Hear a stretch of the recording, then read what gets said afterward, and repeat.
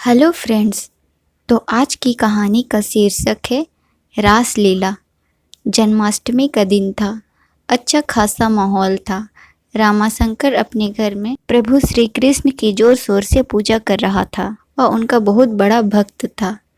अचानक पूजा के बीच में घर की लाइट चली गई, जोरों की हवाएं चलने लगी और दरवाज़ा खुल गया। फिर रामाशंकर ने देखा कि एक लड़का अंदर आ रहा है। उसने सिर पर मोर पंख लगा रखा था। फिर दोबारा लाइट आ गई तो उसने देखा उसकी वेशभूषा बिल्कुल श्री कृष्ण जी की तरह थी। उसने रामाशंकर से कहा, उठो वत्स उठो, मैं तुमसे मिलने आया हूँ। रामाशंकर के तो होश ही उड़ गए। उससे अपनी आंखों पर यकीन नहीं हो रहा था। उसने अपनी बेटी को आवाज़ लगाई, राधा ओ राधा। तब कृष्ण जी ने उनसे कहा, मैं सिर्फ तुझसे ही मिलने आया हूँ। आज मेरा जन्मदिन है तो मुझे कुछ खाना है, इसलिए मैं मेरे भक्त से मिलने आया हूँ। रामाशंकर को अभी भी होश नहीं आया। वह अभी भी बेजान मूर्ति की तरह खड़ा रहा और फिर से लाइट चली गई। रामाशंकर ने देखा वह गायब हो गया था। कहाँ देख रहे हो रामा, मुझे खाना नहीं दोगे? रामाशंकर ने दूसरी ओर देखा तो श्री कृष्ण जमीन पर बैठे हुए थे। रामाशंकर ने कहा, हाँ प्रभु, क्यों नहीं। प्रभु, मुझे यकीन नहीं हुआ आपने इस छोटे से भक्त को दर्शन दिए। मैं तो धन्य हो गया हूँ। उतने में राधा कमरे में आई, नीले रंग का सलवार और चेहरे पे प्यारी सी मुस्कान के साथ। हाँ पापा, आपने बुलाया? हाँ बेटा, तेरा जन्मदिन मुझे हमेशा याद रहेगा। ये मेरे प्रभु ने आज मुझे दर्शन दिए हैं। कौन पापा, कहाँ हैं? मुझे तो कोई यहाँ नज़र नहीं आ रहा। तब कृष्ण जी ने कहा, रामा, सिर्फ तुम मुझे देख सकते हो और कोई नहीं। फिर रामा ने अपनी बेटी से कहा, कुछ नहीं, राधा एक थाली लेके आ और खाना भी लेकर आ। तब राधा कहती है, पापा अभी तो आपने पूजा भी ख़त्म नहीं की है। हाँ, पर अभी ज़रूरत नहीं है तो थाली लेकर आ।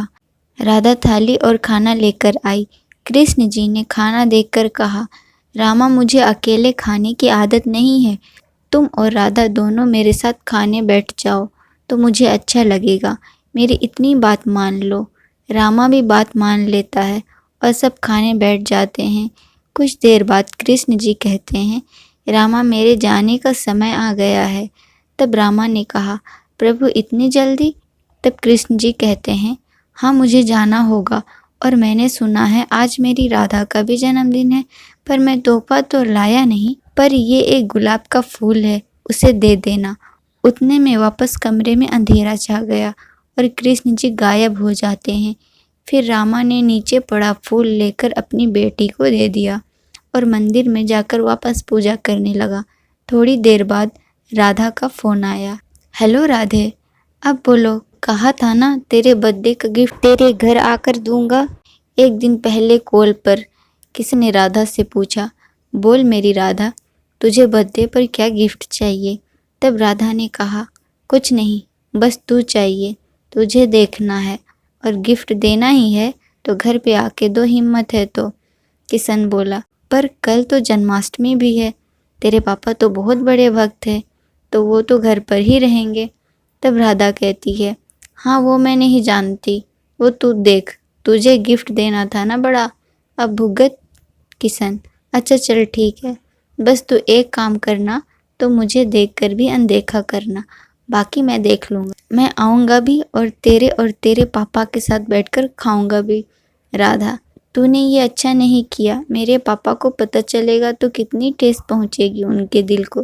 किशन, अरे अब उनका विश्वास और ज़्यादा बढ़ जाएगा, उनके प्रभु ने दर्शन जो दिए। राधा, मैं तुमसे नाराज़ हूँ। किशन, अरे माफ़ कर दो राधे, वैसे भी वो कृष्ण जी बहुत बिजी हैं, इसलिए उन्होंने इस किशन को भेज दिया। दर्शन कृष्ण ने दिया या किशन, क्या फ़र्क पड़ता है? राधा, तू एक बात बता, तू आया तो वो कमरे की लाइट कैसे चली गई? किशन, वो कमाल इस किशन के ग्वालों की टोली की है। आपके घर की मेन स्विच का ध्यान वो ही रख रहे थे। राधा, जा, मुझे तुमसे बात ही नहीं करनी, तूने अच्छा नहीं किया। किशन, सॉरी राधे। ओ राधे, सुन ना यार। राधा ने कॉल काट दिया। किशन आसमान में देखकर, वाह प्रभु, आप करो तो रासलीला और हम करें तो कैरेक्टर ढीला। आपकी राधा तो आपकी रासलीला से मान जाती थी, हमारी वाली नाराज हो गई।